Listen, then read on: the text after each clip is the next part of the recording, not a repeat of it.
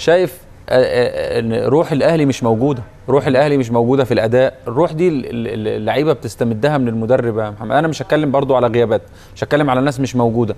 احنا طول عمرنا قلتها الاستوديوهات قبل كده. بس هل مشكله اليوم الاهلي كابتن وائل فقط في المدرب؟ نعم، هل مشكله الاهلي اليوم فقط في المدرب؟ مشكله في المدرب طبعا، مشكله في التعامل طبعا مع اللعيبه، مشكله في تجهيز اللعيبه دي، تحضير اللعيبه دي، هي دي المشكله. احنا مش شايفين اي شكل بيتعمل في الملعب. لو شفنا المدرب الثاني يا محمد، مدرب الوداد، عارف بيعمل ايه، بيغير مين مكان مين، بيسحب مين امتى في التوقيت المناسب.